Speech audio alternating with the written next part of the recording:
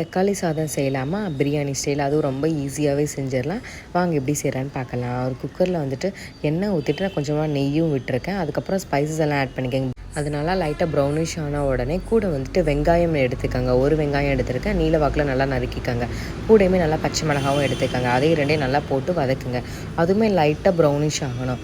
Brownish ஆகினதுக்கப்புறமா நம்ம வந்துட்டு அதுக்கு மேலே கருவேப்பிலை தூவிக்கலாம். கருவேப்பிலை தூவிட்டு கொஞ்சமாக வந்து இஞ்சி பூண்டு பேஸ்ட் போடுங்க, 1 ஸ்பூன் வந்துட்டு. அது நல்லா வந்து வதங்கினதுக்கப்புறமா தக்காளியை வந்துட்டு இந்த இந்த அளவுக்கு வந்து நல்லா வந்து அறுத்துக்கங்க. நான் வந்து சாப்பரில் போட்டு இந்த அளவுக்கு நல்லா வறுத்துக்கிட்டேன். ஸோ ஈஸியாக வந்துட்டு நம்மளுக்கு வந்துட்டு தொக்கு பதத்துக்கு வந்துடும் இந்த மாதிரி நீங்கள் தக்காளியை கட் பண்ணிங்கன்னா. மசாலாஸ் பார்த்தீங்கன்னா மல்லித்தூள் வந்து 1 ஸ்பூனு, 1 ஸ்பூன் வந்து காரத்தூள், 1 ஸ்பூன் வந்துட்டு கரம் மசாலா, குட்டி ஸ்பூனை சேர்த்துக்கங்க. கரம் மசாலா எப்போவுமே வந்துட்டு காரத்துக்கு ஏற்ப காரத்தூள் நீங்கள் எக்ஸ்ட்ரா கூட நீங்கள் சேர்த்துக்கலாம்.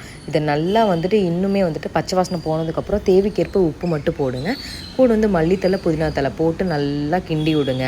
கிண்டுறதுக்கப்புறம் வந்துட்டு நீங்கள் எவ்வளோ டம்ளர் அரிசி ஊற வச்சுருக்கீங்களோ தண்ணி பார்த்தீங்க அப்படின்னா ஒரு 1/4 டம்ளர் மட்டும் குறைச்சி ஊற்றுங்க. ஏன்னா தக்காளின்னு இருக்கப்போ அதுலேருந்து தண்ணியும் வரும். ஸோ ஒரு 3 விசில் வச்சு இருக்குங்க. அவ்வளோவே தான். நல்லா அருமையான தக்காளி சாதம் வந்து ரெடி ஆகிடுச்சு. சப்ஸ்கிரைப் பண்ணாதவங்க சப்ஸ்கிரைப் பண்ணுங்கள், எனக்கு ரொம்ப ஹெல்ப்ஃபுல்லாக இருக்கும்.